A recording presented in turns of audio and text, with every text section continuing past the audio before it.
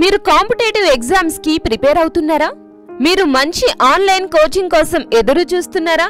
అయితే హర్షిత్ ఇన్స్టిట్యూట్ ఇప్పుడు ఆన్లైన్ చేస్తుంది. Online coaching for APPSC, TSPSC, SI constable, RRB, SSC.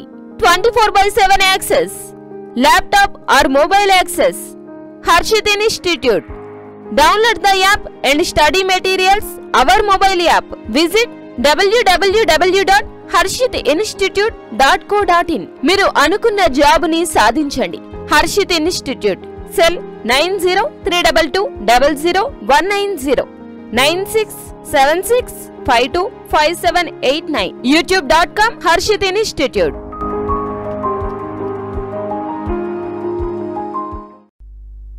Welcome to Harshit institute. So APPSC mains group 2లో APPSC group 2 మెయిన్స్లో భాగంగా Harshit institute exams అనేవి conduct చేస్తున్నాయి. సో దానిలో భాగంగా ఇండియన్ పాలిటిక్స్ సంబంధించినటువంటి ఇప్పటి వరకు మనం 2 పేపర్లను ఎక్స్ప్లెనేషన్ చేయడం అనేది జరిగింది. సో ఇది పేపర్ 1లో 75 మార్క్స్ అనేది ఇండియన్ పాలిటీ నుంచి రావడం జరుగుతున్నది. అది సిలబస్లో ఇచ్చిన విషయం అందరికీ తెలిసిందే. అయితే మనం ఇప్పటి వరకు రెండు పేపర్లను ఎక్స్ప్లెనేషన్ చేశాము. ఇప్పుడు థర్డ్ పేపర్ గురించి చూద్దాం. పాలిటీలో 3వ పేపర్ను చూస్తున్నాం. ఇందులో ఫస్ట్ క్వశ్చన్ వచ్చేసి మనకి కన్సిడర్ ది ఫాలోయింగ్ స్టేట్మెంట్, ఈ క్రింది వివరాలను పరిశీలింపము. After the president has asked the council of ministers to recognized the advice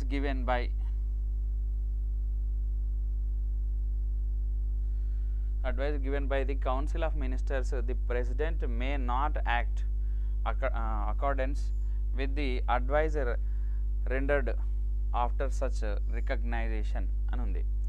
అంటే ఏంటిది, మంత్రి మండలి ఇచ్చిన సలహాలను పునఃపరిశీలనకు పంపించినప్పుడు రాష్ట్రపతి పునఃపరిశీలన కోసం పంపించినప్పుడు మంత్రి మండలి మళ్ళీ దాన్ని పరిశీలించిన తర్వాత రాష్ట్రపతికి వచ్చిన తర్వాత రాష్ట్రపతి ఖచ్చితంగా ఏం చేయాలి, ఇచ్చిన సలహాను ఖచ్చితంగా పాటించాలి. యాక్చువల్గా ఇక్కడ వ్యవహరించకపోవచ్చు అని ఇచ్చాడు. కాబట్టి ఇచ్చినటువంటి ఆప్షన్లో సో ఇది రాంగ్. నెక్స్ట్ సెకండ్ వన్ చూద్దాం. భారత రాజ్యాంగంలోని ప్రకరణ 72 కింద రాష్ట్రపతి ఎటువంటి నేరానికైనా శిక్ష పడిన ఏ వ్యక్తినైనా క్షమాభిక్ష ప్రసాదించవచ్చు అని ఉంది. సో ఏ వ్యక్తినైనా క్షమాభిక్ష ప్రసాదించవచ్చు. ఇది బి, ఇది రైట్ ఆన్సర్. నెక్స్ట్, పార్లమెంట్ ఆమోదించిన చట్టాలు న్యాయ సమీక్షకు లోబడి ఉంటాయి. సో ఇక్కడ పార్లమెంట్ ఆమోదించిన చట్టాలు న్యాయ సమీక్షకు లోబడి ఉంటాయి అని ఉన్నాయి. నెక్స్ట్, భారత రాజ్యాంగం ప్రాథమిక హక్కుల అమలు కోసం యంత్రాంగంను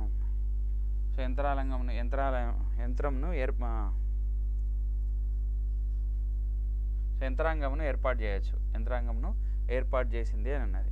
సో ఇక్కడ ఏంటిది, ఫస్ట్ వన్ కూడా రైటే, సెకండ్ వన్ కూడా రైటే. భారత రాజ్యాంగం ప్రాథమిక హక్కుల అమలు కోసం యంత్రాంగంను ఏర్పాటు చేసింది అని ఉంది. ఎస్, ఇది రైట్. నెక్స్ట్, దాంతోపాటుగా పార్లమెంట్ ఆమోదించిన చట్టాలు న్యాయ సమీక్షకు లోబడి ఉంటాయి. సో ఇది కూడా రైటే. అంటే సి అనేటువంటి ఆప్షన్ రైట్. పార్లమెంట్ ఆమోదించిన చట్టాలు న్యాయ సమీక్షకు లోబడి ఉంటాయి. ఎందుకంటే అది బియాండ్ ది కాన్స్టిట్యూషన్ ఉండొచ్చు కదా. ఒకవేళ రాజ్యాంగాన్ని అతిక్రమిస్తూ ఉంటే దాన్ని కొట్టేసే పవర్ ఎవరికి ఉంటుంది? సో న్యాయస్థానాలకు ఉంటుంది. కాబట్టి పార్లమెంట్ చేసిన ప్రతి చట్టం పైన సో న్యాయస్థానాలకి న్యాయ సమీక్ష అధికారం అనేటువంటిది ఉంటుంది. ఓకే, ఇక్కడ మనకు ఇచ్చినటువంటి ఆప్షన్లో ఏవి రైట్ అనేవి చూద్దాం. భారత సుప్రీంకోర్టు యొక్క పరిపాలన ఖర్చులపై పార్లమెంట్లో ఓటింగ్ ఉండదు అని ఉంది. ఎస్, ఓటింగ్ అనేది ఉండదు. సో ఇది రైటే. నెక్స్ట్, ఒక న్యాయమూర్తిని తొలగించటకు భారత రాష్ట్రపతికి పంపు తీర్మానంపై మినహాయించి భారత సుప్రీంకోర్టు న్యాయమూర్తి యొక్క ప్రవర్తనపై పార్లమెంట్లో ఎటువంటి చర్చ జరగరాదు. రాష్ట్రపతి పంపు తీర్మానంపై మినహాయించి భారత సుప్రీంకోర్టు యొక్క న్యాయమూర్తి యొక్క ప్రవర్తనపై పార్లమెంట్లో ఎటువంటి చర్చ జరగరాదు. అంటే సో ఎందుకోసమైతే ఆయన తొలగించడానికి ఎందుకోసమైతే ఆ ఓటింగ్ను ప్రవేశపెట్టారో దాని మీద మాత్రమే చర్చ జరగాలి తప్ప ఇతర విషయాల మీద అతను వేరే ప్రవర్తన పైన పార్లమెంట్లో ఎటువంటి చర్చ జరగరాదు అని. సో ఇది కూడా మనకి రైటే. కాబట్టి బోత్ 1 and 2 అనేది right answer. Next, fourth one వచ్చేసి ఈ క్రింది వానిలో ప్రభుత్వ ఉపక్రమాల సంఘం పరిధిలోనికి రానిది ఏది అని అన్నాడు. సో ప్రభుత్వ ఉపక్రమాల సంఘానికి అంటే ఏంటిది ఇక్కడ పబ్లిక్ అండర్టేకింగ్ కమిటీ అన్నట్టు. సో మన పార్లమెంట్లో 3 ఫైనాన్షియల్ కమిటీస్ ఉంటాయి కదా, ఆ 3 ఫైనాన్షియల్ కమిటీల్లో పబ్లిక్ అండర్టేకింగ్ పరిధిలోకి రానిది ఏది అని అన్నాడు. సో ఇక్కడ చూద్దాము, మనకి ప్రభుత్వ ఉపక్రమాలు అంటే పబ్లిక్ అండర్టేకింగ్ సంఘానికి పబ్లిక్ అండర్టేకింగ్కు ప్రత్యేకించి కేటాయింపబడిన ప్రభుత్వ రంగ సంస్థల యొక్క నివేదికలు మరియు ఖాతాలను పరిశీలించడం. ఇది దీని కిందకి వస్తుంది, పబ్లిక్ అండర్టేకింగ్ కిందకి రావడం జరుగుతుంది, పబ్లిక్ అండర్టేకింగ్ కమిటీ కిందకి రావడం జరుగుతుంది. కాబట్టి ఇది రైట్ ఆన్సర్. బట్ ఇక్కడ మనకు రానిది అన్నాడు. సో కాబట్టి చూద్దాం మళ్ళీ. నెక్స్ట్ ఇది ఓకే, ఇది వస్తుంది కాబట్టి దీన్ని వదిలిపెట్టాం. నెక్స్ట్ ప్రభుత్వ రంగ సంస్థల యొక్క వ్యాపార వాణిజ్య విధులతో సంబంధం లేని ప్రధాన ప్రభుత్వ విధాన అంశాలు అన్నాడు. ప్రభుత్వ రంగ సంస్థల యొక్క వ్యాపార వాణిజ్య విధులతో సంబంధం లేని అన్నాడు. సో ఇది రాంగ్, అంటే దీని పరిధిలోకి రాదు. కాబట్టి ఇదే రైట్ ఆన్సర్ అవుతుంది. నెక్స్ట్ చూద్దాం, కంట్రోలర్ మరియు ఆడిటర్ జనరల్ యొక్క నివేదికల పరిశీలన. ఇది నివేదికలను పరిశీలన చేస్తుంది. అంటే దేనికి సంబంధించి? ప్రభుత్వ రంగ సంస్థలకు సంబంధించినటువంటి కంట్రోలర్ అండ్ ఆడిటర్ జనరల్ యొక్క నివేదికలను పరిశీలన చేస్తుంది పబ్లిక్ అండర్టేకింగ్ కమిటీ. కాబట్టి దీని పరిధిలోకి వస్తుంది. Next, so public undertaking committee యొక్క స్వయం ప్రతిపత్తి మరియు సామర్థ్యాన్ని పరిశీలన చేస్తుంది. సో ఇది కూడా రైట్ ఆన్సర్. ఇక్కడ రానిది, దాని పరిధిలోకి రానిది ఏది అంటే బి అనేటువంటిది right answer. Next 5th one చూద్దాం. 5th వన్, భారత రాష్ట్రపతి భారత రాజ్యాంగంలోని ప్రకరణ 352 కింద అత్యవసర పరిస్థితిని ప్రకటించినది ఎప్పుడు అని అంటున్నాడు క్వశ్చన్. ఇక్కడ భారతదేశ భద్రతకు ముప్పు పొంది ఉన్నదని అతడు అభిప్రాయపడినప్పుడు. సో ఇది భద్రతకు సంబంధించి అన్నాడు, ఇది రాంగ్. నెక్స్ట్, అటువంటి ఒక అత్యవసర పరిస్థితిని ప్రకటించమని ప్రధానమంత్రి అతనికి సలహా ఇచ్చినప్పుడు. సో సలహా ఇచ్చినప్పుడు అంటే ఒకప్పుడు ఇది రైటే, బట్ ఇప్పుడు రిటర్న్ అడ్వైజ్ ఇవ్వాలి కంపల్సరీగా. Return advice, cabinet return advice ఇవ్వాలి, ప్రధానమంత్రి కూడా కాదు, క్యాబినెట్ రిటర్న్ అడ్వైజ్ అనేది ఇవ్వాలి. కాబట్టి ఇది కూడా రాంగ్ ఆన్సరే. నెక్స్ట్ తర్వాత చూద్దాం, పార్లమెంట్ ఒక తీర్మానాన్ని ఆమోదించినప్పుడు. నో, పార్లమెంట్ కాదు, ఫస్ట్ ఆఫ్ ఆల్ క్యాబినెట్ రిటర్న్గా ప్రెసిడెంట్ ఆఫ్ ఇండియాకి.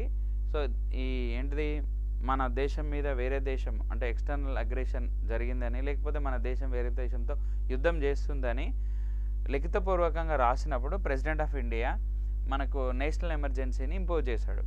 సో కాబట్టి ఇక్కడ పార్లమెంట్ తీర్మానం ఇది కూడా రాంగ్. ఇక మిగిలినది చూద్దాం, క్యాబినెట్ యొక్క లిఖితపూర్వక నిర్ణయం అతనికి తెలియజేయబడినప్పుడు. ఎస్ రైట్, ఇది right answer. So president of ఇండియాకి క్యాబినెట్ లిఖితపూర్వకంగా అడ్వైజ్ ఇచ్చినప్పుడు దాన్ని ఖచ్చితంగా అప్పుడు అతను లేదా ఆమె ఎవరైతే ప్రెసిడెంట్ పదవిలో ఉంటారో వాళ్ళు నేషనల్ ఎమర్జెన్సీని ఇంపోజ్ చేయవచ్చు. ఓకేనా, ఇది right answer. Next 6th one చూద్దాం మనం. ఇక్కడ ఈ క్రింది వివరాలను పరిశీలింపమన్నాడు. మళ్ళీ ఇక్కడ సో ఏవి సరి అయినవి అని అడిగాడు. ఇచ్చినటువంటి స్టేట్మెంట్లో ఏవి సరి అయినవి అని అడిగాడు. ఇచ్చినటువంటి ఆప్షన్లో ఏవి సరి అయినవి అడిగాడు.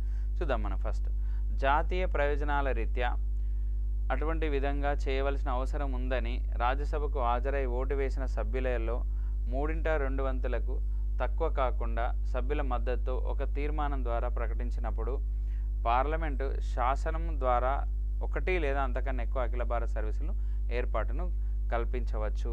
ఎస్. సో మనకి 312 ఆర్టికల్.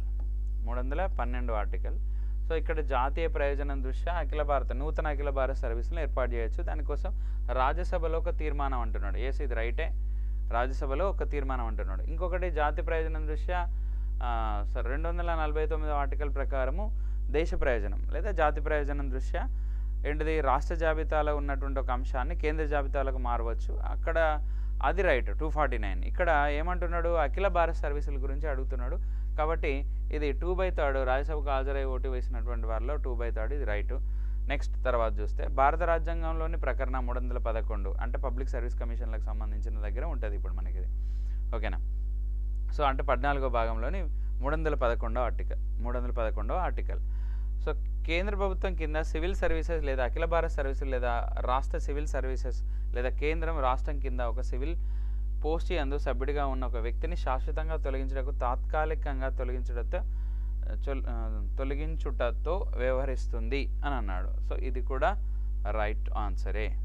కాబట్టి ఇక్కడ మనకి ఇచ్చినటువంటి దానిలో 2 స్టేట్మెంట్ రైట్, కాబట్టి బోత్ 1 and 2. ఓకేనా. అంటే ఏంటి, సో ప్రభుత్వ అంటే ఆల్ ఇండియన్ సివిల్ సర్వీసెస్ ఉద్యోగాల్లో ఎవరైనా ఏంటిది వాళ్ళకి సంబంధించినటువంటి రూల్స్ అండ్ రెగ్యులేషన్స్ను అతిక్రమించినప్పుడు వాళ్ళని తొలగించడానికి తాత్కాలికంగా లేదా సస్పెన్షన్ చేయడానికి, పూర్తిగా తొలగించడానికి లేదా సస్పెన్షన్ చేయడానికి దేనికి యూపీఎస్సీకి అనే దానికి అవకాశం ఉంది. దానికి సంబంధించిన ఆర్టికల్ 311లో ఉంది అని ఉంది. ఎస్, ఇది right answer. Okay,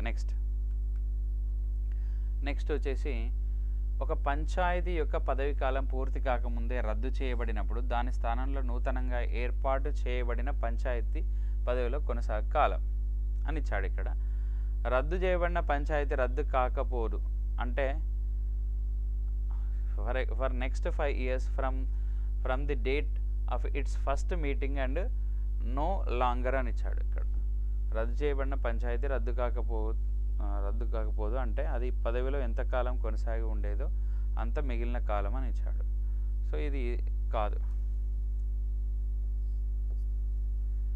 okay, next రద్దు చేయబడిన పంచాయతీ రద్దు కాకపోయి ఉంటే అది పదవిలో ఎంతకాలం కొనసాగి ఉండేదో అంత మిగిలిన కాలం అని ఇచ్చాడు ఇక్కడ. సో ఇది రద్దు కాకపోయి ఉంటే అది పదవిలో ఎంతకాలం కొనసాగి ఉండేదో అంత మిగిలిన కాలం అని ఇచ్చాడు. Okay, for next 5 years from the date of its first meeting and no longer అని ఇచ్చాడు. ఫస్ట్ మీటింగ్ నుంచి అని ఇచ్చాడు ఇక్కడ. Next for the reminder of the period for which the dissolved panchayat would have continued had it not be so dissolved అని ఇచ్చాడు. So ఇది right answer. ఇప్పుడు ఫర్ ఎగ్జాంపుల్ గ్రామ పంచాయతీ యొక్క పదవి కాలము 5 years. 5 years అయితే ఒక గ్రామ పంచాయతీ అంటే ఒక సర్పంచ్ 2.5 years పనిచేశాడు.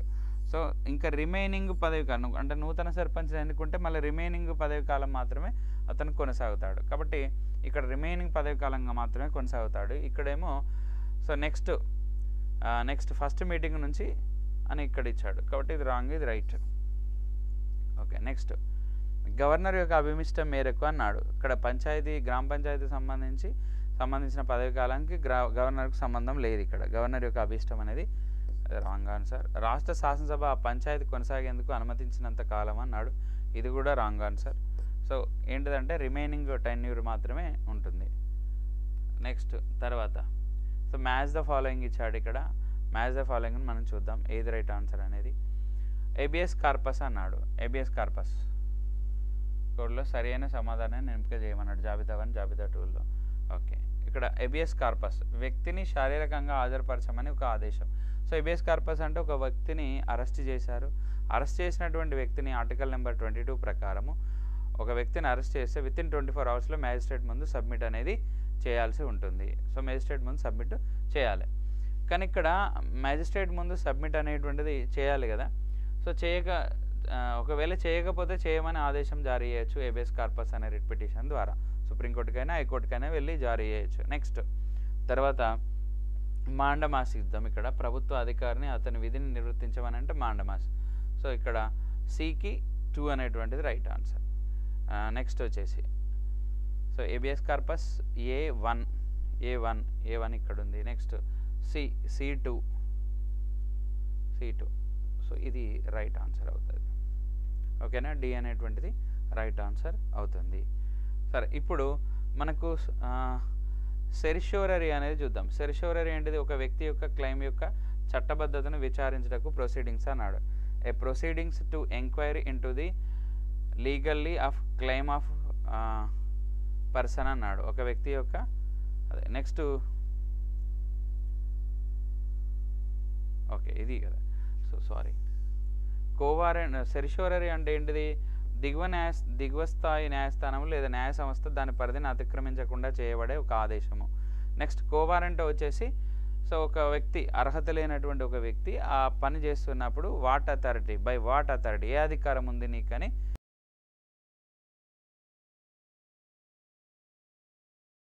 సో సుప్రీంకోర్టు కానీ హైకోర్టు కానీ ఆ వ్యక్తికి ఆర్డర్ను పాస్ చేసేటప్పుడు జారీ చేసేటువంటి రిట్ కోవారెంట్. కాబట్టి ఇక్కడ ఏ అనేటువంటిది 1, నెక్స్ట్ బి అనేటువంటిది 4, సో మాండమాస్ అనేటువంటిది ఇక్కడ 2, తర్వాత కోవారెంట్ అనేటువంటిది 3. సో ఇది రైట్ ఆన్సర్, డి అనేటువంటిది రైట్ ఆన్సర్. నెక్స్ట్ 9, లోక్సభలో ప్రభుత్వాన్ని విమర్శించుటకు సందర్భం కానిది ఈ క్రింది వాణిలో ఏది అన్నాడు. ఓకే, జనరల్గా బడ్జెట్ సెషన్ జరుగుతున్నప్పుడు బడ్జెట్ పైన సాధారణ చర్చ జరుగుతుంటే ప్రభుత్వాన్ని విమర్శించడానికి వీల్లేదు. తర్వాత బడ్జెట్ సాధారణ చర్చ జరుగుతున్నప్పుడు విమర్శించడానికి వీల్లేదు. తర్వాత గ్రాంట్ల కొరకు డిమాండ్పై ఓటింగ్ పెట్టినప్పుడు విమర్శించవచ్చు. రాష్ట్రపతికి మోషన్ ఆఫ్ థ్యాంక్స్ పెట్టినప్పుడు కూడా విమర్శించవచ్చు.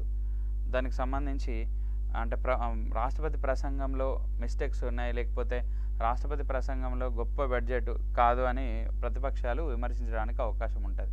నెక్స్ట్ ఆర్థిక బిల్లులపై చర్చ సందర్భంలో కూడా విమర్శించడానికి అవకాశం ఉంటుంది. కానీ general discussion on the budget పైన విమర్శించడానికి అవకాశం లేదు. బడ్జెట్ పైన సాధారణ చర్చ జరుగుతున్నప్పుడు దాని మీద విమర్శించడానికి అవకాశం లేదు. అంటే బడ్జెట్ని ఇంట్రడ్యూస్ చేసి దాని మీద సాధారణ చర్చ జరుగుతున్నప్పుడు. నెక్స్ట్ 10th వన్ వచ్చేసి 10th వన్, స్థానిక ప్రభుత్వాలపై పరిశీలన జరిపి నివేదిక అందించుటకు నియమింపబడిన ఈ క్రింది కమిటీలను పరిశీలించము అన్నాడు. ఓకేనా. Balwant Rai Mehta committee 1957. Chronological order అడిగినట్టున్నాడు ఇక్కడ. ఎస్, క్రోనలాజికల్ ఆర్డర్ అడిగిండు 1957. Ashok Mehta committee 1978. R K Khanna committee వచ్చేసి 1965. నెక్స్ట్ శ్రీమతి దయా చౌబే కమిటీ, ఇది 1976. ఇది 1976. చూద్దాం ఇప్పుడు. First Balwant Rai Mehta committee 1. Okay, 1. తర్వాత వచ్చేసి మనకి ఆర్కే ఖన్నా కమిటీ 4. దాని తర్వాత వచ్చేసి మనకి థర్డ్ ఆప్షన్ శ్రీమతి దయా చౌబే కమిటీ, ఇది 3. దాని తర్వాత వచ్చేసి మనకి 2. 1432 ఎక్కడ ఉంది? ఆప్షన్ బిలో ఉన్నది. ఇది 1432. నెక్స్ట్ తర్వాత రాష్ట్ర జాబితాలోని ఏదైనా అంశం పైన కేంద్ర పార్లమెంటు శాసనాధికారాన్ని పొందవాలనంటే దానికి సంబంధించిన తీర్మానాన్ని ఈ క్రింది వారిలో ఎవరు ఆమోదించాలి అన్నాడు. రాష్ట్ర జాబితాలోని ఏదైనా అంశం పైన కేంద్ర పార్లమెంట్ శాసనాధికారాన్ని పొందాలంటే దానికి సంబంధించిన తీర్మానాన్ని రాజ్యసభ రాజ్యసభ ఆమోదం తెలపాలి. ఇంతకుముందే మనం 249 ఆర్టికల్ గురించి చెప్పుకున్నాం కదా. ఆర్టికల్ నెంబర్ 249 ప్రకారం దేశ ప్రయోజనం కోసం లేదా జాతి ప్రయోజనం కోసం రాష్ట్ర జాబితాలో ఉన్న ఒక అంశాన్ని యూనియన్ లిస్ట్లోకి మార్చాలంటే, అంటే స్టేట్ లిస్ట్లో ఉన్న ఒక అంశాన్ని యూనియన్ లిస్ట్లోకి మార్చాలంటే రాజ్యసభలో 2/3 మెజార్టీతో ఒక తీర్మానం అనేది చేయాలి. కాబట్టి 11th వన్ ఆన్సర్ ఏంటిదంటే రాజ్యసభ. నెక్స్ట్ 12th చూద్దాం. ఇక్కడ 12th చూస్తే 73వ మరియు 74వ రాజ్యాంగ సవరణల స్ఫూర్తితో కొనసాగుతున్న పూర్తి అధికారం కల్పించబడిన ఎన్నికైన స్థానిక ప్రభుత్వాల ద్వారా సేవల అందజేత యొక్క పూర్తి వికేంద్రీకరణ బాధ్యత ప్రభుత్వానికి అవసరము అన్నాడు.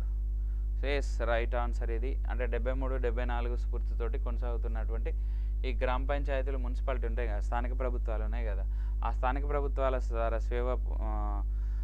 సేవ అందజేత లేదా వికేంద్రీకరణ బాధ్యత ప్రభుత్వానికి అవసరం అన్నాడు. ఎస్, ఖచ్చితంగా అవసరం. ఎందుకంటే మనకి పవర్స్ అనేవి వికేంద్రీకరణ జరగాలి. వికేంద్రీకరణ అంటే సెంట్రల్ నుంచి పవర్స్ అనేవి రూరల్ లెవెల్ వరకు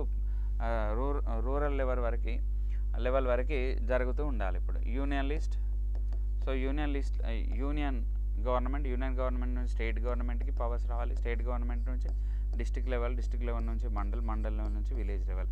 కాబట్టి ఇదేమో మనకు పంచాయతీరాజ్ సిస్టంలో, మున్సిపాలిటీ సిస్టంలో అయితే మున్సిపాలిటీల వరకు పవర్స్ అనేవి రావాలి. అది అప్పుడు వికేంద్రీకరణ బాధ్యతాయుత ప్రభుత్వం అనేటువంటిది మన ప్రజలకు చాలా అవసరం. ఎందుకంటే రూట్ లెవెల్లో డెవలప్మెంట్ జరగాలంటే కంపల్సరీగా పంచాయతీరాజ్ సిస్టమ్, మున్సిపాలిటీ సిస్టమ్కు అధికారాలు అనేవి బదలాయింపు జరగాలి. దీన్నే మనం వికేంద్రీకరణ అంటాము. కాబట్టి ఇది రైట్ ఆన్సర్. ఇది రైట్.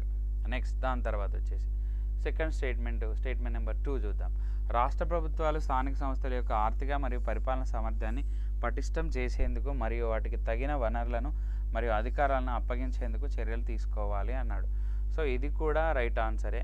బట్ ఈ స్టేట్మెంట్ నెంబర్ 2కు స్టేట్మెంట్ నెంబర్ 1కు సరైన వివరణ కాదు. కాబట్టి రెండు రైటే.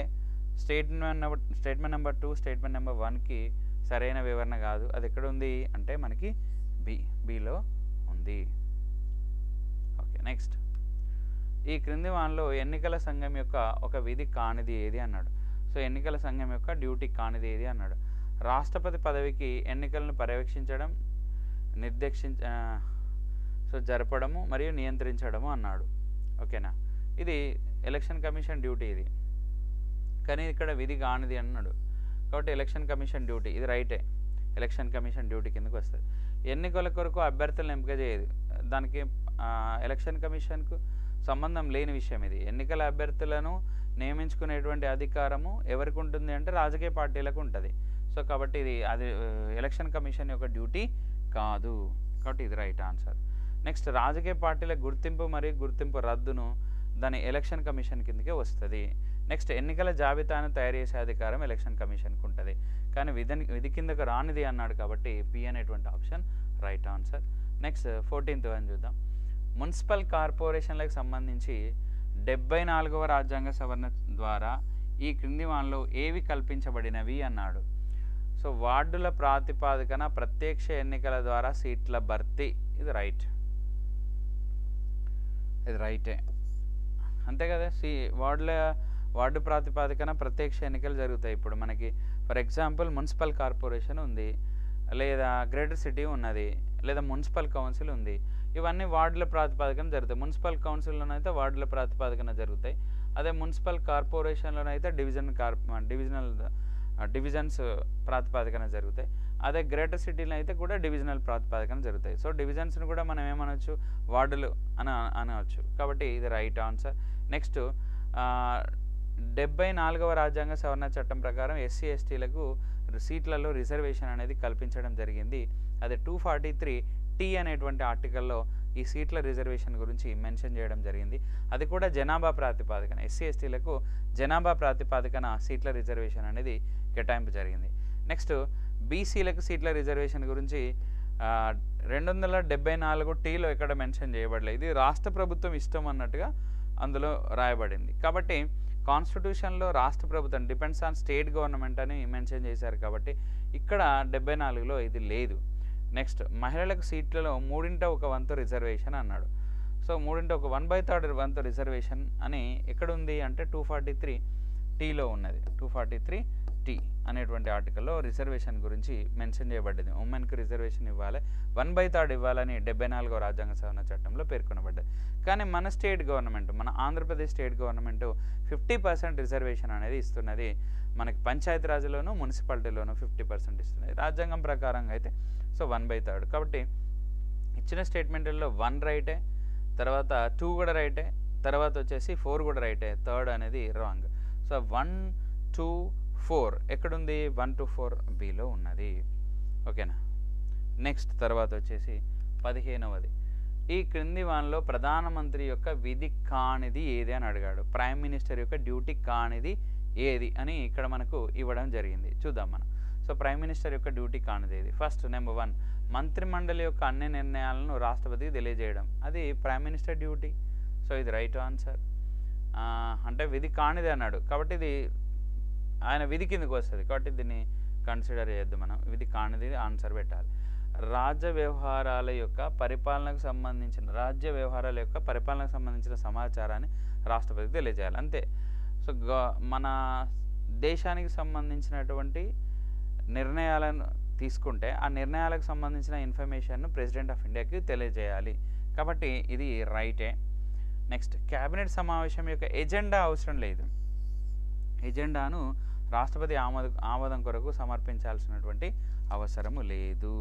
కాబట్టి ఇది ప్రధానమంత్రి డ్యూటీ కిందకు రాదు. ఎజెండా రాష్ట్రపతికి ఆమోదం కొరకు సమర్పించాల్సిన అవసరం లేదు. నెక్స్ట్, రాష్ట్రపతి కోరినట్లయితే ఏ విషయాన్నైనా మంత్రిమండలి యొక్క పరిశీలనకు సమర్పించాల్సిన అవసరం ఉంది. అది మనకి 78 క్లాస్ 3లో ఉంటుంది, క్లాస్ 2లో ఉంటుంది. రాష్ట్రపతి కోరితే సో మంత్రిమండలి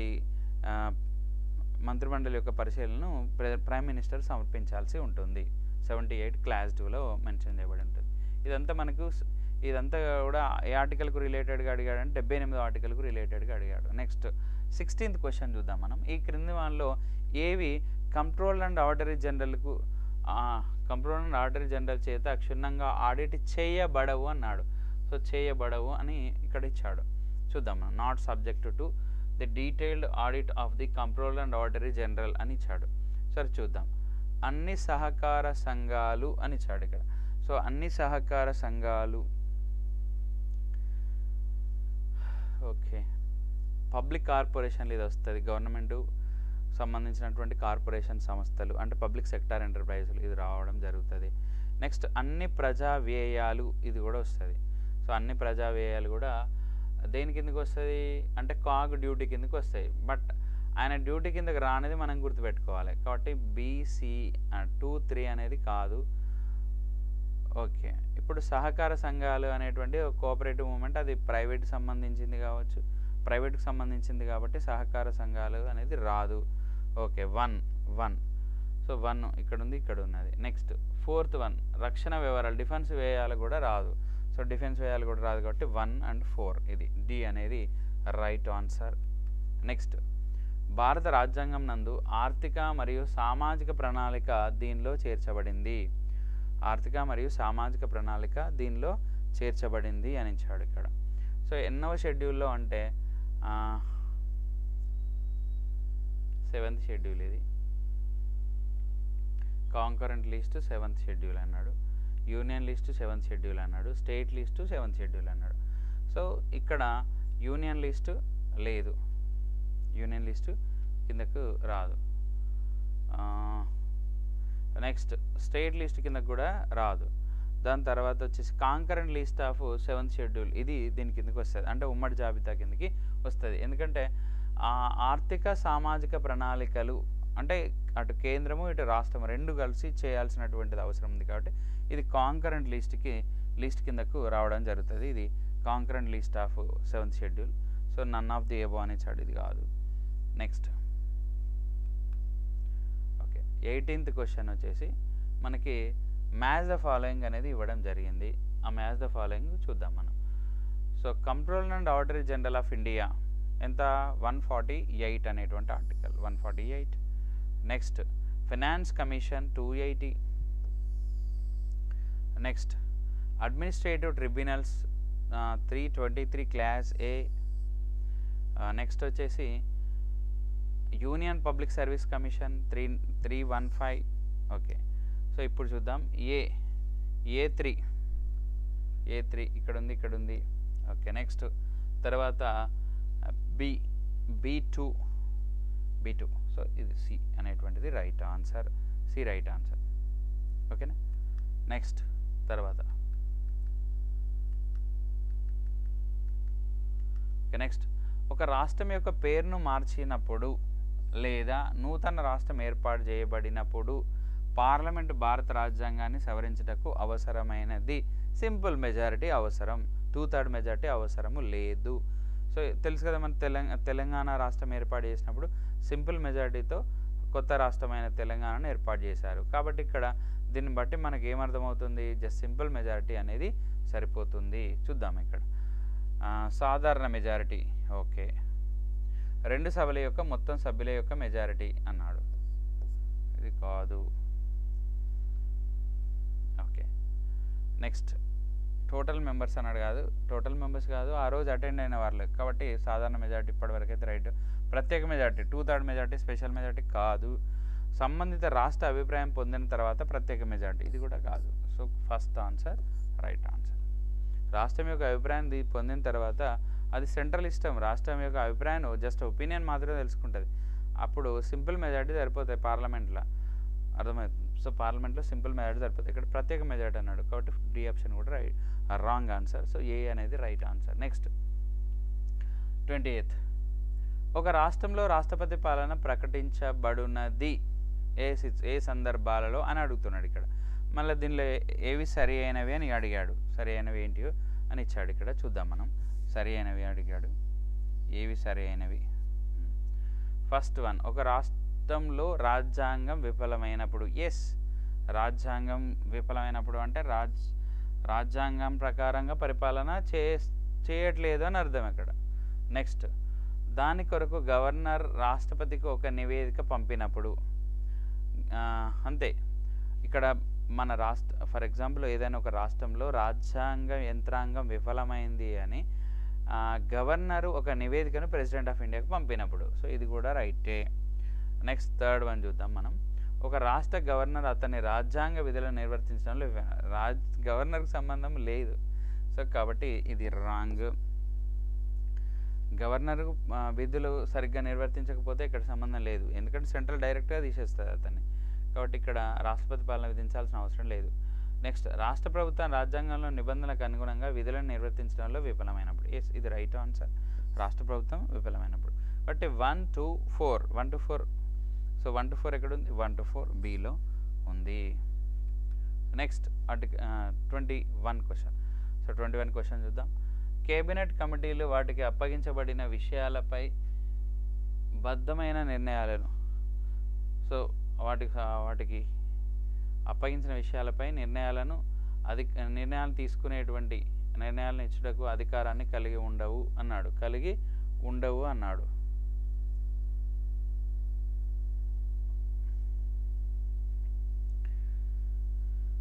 కేబినెట్ కమిటీలు వాటికి అప్పగించిన విషయాలపైన నిర్ణయాలను ఇచ్చుటకు అధికారాన్ని కలిగి ఉండవు. Yes, right. ఇది ఎందుకు అంటే ఏదైనా క్యాబినెట్ మీటింగ్ తీసుకున్నారనుకోండి, క్యాబినెట్ మీటింగ్ తీసుకుంటే ఆ నిర్ణయాన్ని బయటికి విడుదల చేయాల్సినటువంటి అవసరం లేదు. అర్థమవుతుంది అంటే బయటికి, ఫర్ ఎగ్జాంపుల్ గవర్నమెంట్కి సంబంధించిన కొన్ని రహస్యంగా ఉంచాల్సినటువంటి అంశాలను బయటికి లీక్ చేయొద్దు, ఎవరికి ఇవ్వద్దు అంటున్నాడు.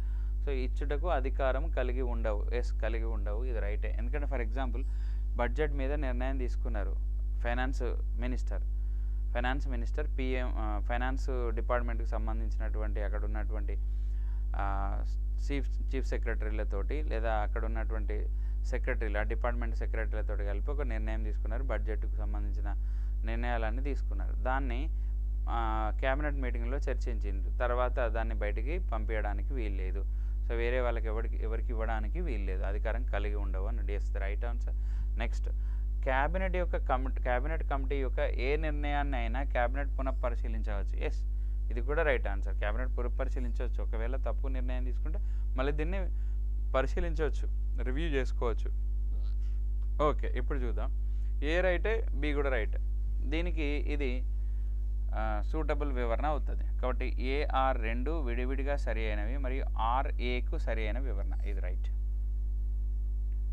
నెక్స్ట్ 22 చూద్దాం. ఈ క్రింది సుప్రీంకోర్టు యొక్క ఏ తీర్పులకు కేశవానంద భారతి కేసు ఒక మైలురాయిగా పరిగణించబడుతుంది అన్నాడు. రాజకీయ ప్రయోజనాల కొరకు మతమును సమీకరించరాదు లో అసలు దీనికి సంబంధమే లేదు. దేశంలో అంటరానితనాన్ని రద్దు చేయాలి అన్నాడు. ఇది అసలు సంబంధమే లేదు. అబాలిషన్ ఆఫ్ అన్టచబిలిటీకి అసలు కేశవానంద భారతికి సంబంధమే లేదు. నెక్స్ట్, రాజ్యాంగ మౌలిక స్వరూపాన్ని మార్పు చేయరాదు. ఎస్, ఇది basic structure of the constitution can not be changed అనేది మనకి కేశవానంద భారతి కేసులో జడ్జిమెంట్ అనేది ఇవ్వడం జరిగింది. కాబట్టి సి అనేటువంటిది రైట్ ఆన్సర్. నెక్స్ట్, ప్రాణరక్షణ మరియు వ్యక్తిగత స్వేచ్ఛకు హక్కుని ఎటువంటి పరిస్థితుల్లో సస్పెండ్ చేయరాదు. ఇది రాంగ్. ఓన్లీ సి అనేది రైట్. Next 23rd question. ఈ క్రింది ఏ రాష్ట్రాలలో 73వ రాజ్యాంగ సవరణ క్రింద పంచాయతీరాజ్లో షెడ్యూల్డ్ కులాల రిజర్వేషన్ అంటే ఎస్సీలు షెడ్యూల్డ్ కులాల రిజర్వేషన్ సంబంధించి నిబంధన వర్తించద్దు? అరుణాచల్ ప్రదేశ్లో షెడ్యూల్డ్ కాస్ట్ వాళ్ళు లేరు కాబట్టి వాళ్ళకు వర్తించద్దు. కాబట్టి 23 డి ఆన్సర్. నెక్స్ట్ 24th చూస్తే the constitution of India grants permission immunity to the President of India, the Governor of the state of official acts, but no such immunity is granted to the ministers. So భారత రాజ్యాంగం ప్రకారం భారత రాష్ట్రపతికి మరియు రాష్ట్ర గవర్నర్కి వారి అధికార చర్యలకు వ్యక్తిగత రక్షణను ప్రతిపాదిస్తుంది, కానీ మంత్రులకు అటువంటి రక్షణ లేదు. ఎస్, ఇది రైట్ ఆన్సర్. ఎందుకంటే 361 ఆర్టికల్ ప్రకారం ప్రెసిడెంట్ ఆఫ్ ఇండియాకి, గవర్నర్ ఆఫ్ ది స్టేట్కి స్పెషల్ ప్రొవిజన్స్ అనేవి ఉన్నాయి. కాబట్టి ప్రెసిడెంట్కు, గవర్నర్కు ఆ అధికారాలు ఇచ్చారు, బట్ ఎవరికి ఇవ్వలేదు? మినిస్ట్రీలకు ఇవ్వలేదు. సో మినిస్ట్రీలకు ఇవ్వలేదు కాబట్టి ఇది రైట్ ఆన్సర్. నెక్స్ట్, భారత రాష్ట్రపతి లేదా రాష్ట్ర గవర్నర్ యొక్క వ్యక్తిగత చర్యలకు సంబంధించిన వారికి వ్యక్తిగతంగా సివిల్ కేసుల్లో 6 నెలల ముందు నోటీస్ ఇవ్వాలన్నాడు. నో, 2 నెలల ముందు నోటీస్ ఇవ్వాలి, 2 months ముందు నోటీస్ ఇవ్వాలి. అంటే బి అనేది రాంగ్, అంటే రెండవది option wrong, first option right. First option right ఇక్కడ ఉన్నది, ఓన్లీ 1 అనేది రైట్ ఆన్సర్. నెక్స్ట్ 25th, ఈ క్రింది వివరణలను పరిశీలింపమని ఇచ్చాడు. జాబితా 1లో పొందుపరచబడిన ఏ అంశానికి సంబంధించిందైనా ఏదైనా శాసనాన్ని చేయు ప్రత్యేకమైన అధికారాన్ని పార్లమెంట్ కలిగి ఉంటుంది. ఓకే, జాబితా 1లో పొందుపరచబడిన ఏ అంశానికి సంబంధించిందైనా కానీ శాసనాన్ని చేయు ప్రత్యేకమైన అధికారాన్ని పార్లమెంట్ కలిగి ఉంటుంది అని ఇచ్చాడు. Yes, right. నెక్స్ట్ లిస్ట్ 2లో పొందుపరచబడిన ఏ అంశానికి సంబంధించిన అయినా శాసనాన్ని చేయు ప్రత్యేక అధికారాన్ని రాష్ట్ర చట్ట సభలు కలిగి ఉంటాయి అని ఇచ్చాడు. State legislature have exclusive power to make any law with respect of any matter enumerated in list 2 అన్నాడు. సో ఇది కూడా మనకు ఏవి సరి అయినది అన్నాడు. సో ఇది కూడా రైటే, ఎందుకంటే స్టేట్ లిస్ట్లో ఉన్నటువంటి అంశాలపైన స్టేట్ గవర్నమెంట్ చట్టం చేయొచ్చు. కాబట్టి స్టేట్మెంట్ నెంబర్ 2 అనేది రైట్ ఆన్సర్. నెక్స్ట్ తర్వాత చూద్దాం. 3 జాబితాల్లో దేనిలోనూ పేర్కొనబడని, అంటే అవశిష్టాధికారం, పేర్కొనబడని ఏ అంశానికి సంబంధించింది అయినా ఏదైనా శాసనం చేయుటకు పార్లమెంటుతో పాటు రాష్ట్ర చట్టసభలు ఉమ్మడి అధికారాన్ని కలిగి ఉంటాయి అన్నాడు. నో, అట్లా కాదు. సో కాంకరెంట్ లిస్ట్ పైన పవర్స్ ఉంటాయి తప్ప ఇక్కడ ఏమన్నాడు, ఇక్కడ 3 జాబితాల్లో లేని దేనిలోనూ పేర్కొనబడని అన్నాడు, అంటే అవశిష్టాధికారం. సో కాంకరెంట్ లిస్ట్ కాదు ఇది, అవశిష్టాధికారం, వెస్టింగ్ రెసిడ్యూరీ పవర్ పైన. సో స్టేట్ గవర్నమెంట్కు పవర్స్ అనేవి ఉండవు, ఓన్లీ సెంట్రల్ గవర్నమెంట్కి పవర్స్ ఉంటాయి. అంటే ఏ 1 and 2 అనేది రైట్ ఆన్సర్. నెక్స్ట్ 26th చూద్దాం మనం.